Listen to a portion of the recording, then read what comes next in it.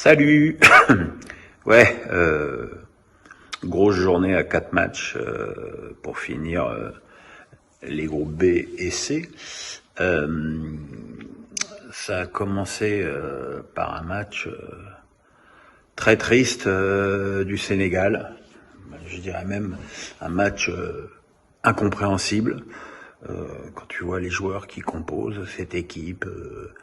Mendy, Bounassar, Koulibaly, Diallo, Gana Gueye, Mané, on va en parler de Mané. Et il y a rien. La première période était horrible. Ils faisaient pas deux passes, ils étaient amorphes. Et puis il y a pas de projet de jeu, il y a rien, quoi. Il y a pas de philosophie. On a l'impression que voilà, qu'on met 11 mecs sur le terrain, ils sont plutôt bons les mecs, mais voilà. Alors je sais bien, les grands spécialistes nous expliquent que c'est le premier tour, les matchs à élimination directe, ça va être totalement différent. Mais enfin, ça va pas être totalement différent pour le Cameroun, pour le Sénégal, pour le Maroc et pour la Côte d'Ivoire ou l'Algérie ou les deux d'ailleurs. Donc je trouve quand même la prestation sénégalaise très inquiétante, même s'ils ont terminé premier de leur groupe. Et puis ce soir, il y a eu une grosse surprise, la victoire 3-2 des Comores contre le Ghana qui termine cette poule avec 1 point, ce qui est vraiment une grosse déception pour normalement une sélection qui est souvent au rendez-vous. Bon, c'est vrai que André Ayew, mon chouchou, a été expulsé sévèrement à la 25e minute. Évidemment, à 10 contre 11, ils ont été menés 2-0, ils sont revenus à 2-2 avec un but du Strasbourgeois Djikou. Mais ils ont craqué et les voilà derniers. Et les Comores terminent 3e et avec 3 points et on ne sait pas. Normalement, ça devrait être un peu juste pour être dans les meilleurs 3e. Et donc le match pour la première place opposait le Maroc au Gabon. Le Gabon qui est privé, on le sait, de 3 de ses meilleurs joueurs, Lemina, Aubameyang qui sont d'ores et déjà forfaits pour toute la CAN, et Bouanga qui a le Covid, tandis que le Maroc avait un petit peu fait tourner son équipe puisqu'ils avaient déjà remporté les 2 premiers matchs. Et puis, les Gabonais ont ouvert le score sur un but assez incroyable, dégagement du gardien.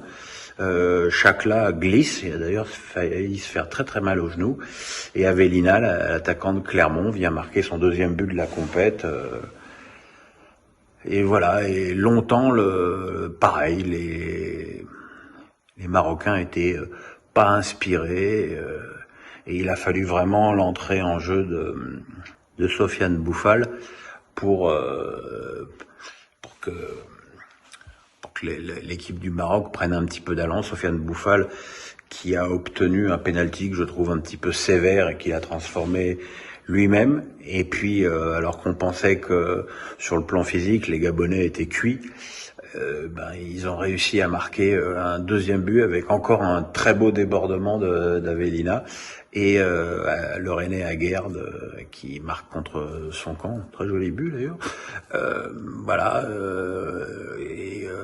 Le Maroc a arraché le match nul sur un coup franc assez sublime d'Achraf Hakimi qui a trouvé la lucarne opposée alors qu'il tirait normalement pour un droitier le coup franc du mauvais côté. Alors le gardien gabonais est pas impérissable, hein, mais la frappe est quand même très belle. Voilà, donc le Maroc et le Gabon sont qualifiés. Donc on sait déjà qu'en 8e de finale, il y aura Gabon-Burkina Faso. Pas forcément simple pour les Gabonais, parce que le Burkina Faso est une équipe compliquée. Voilà, c'était quand même des matchs en progrès par rapport à ce qu'on a pu voir au début de la compète. J'ai même trouvé les pelouses meilleures sur ces 2 matchs.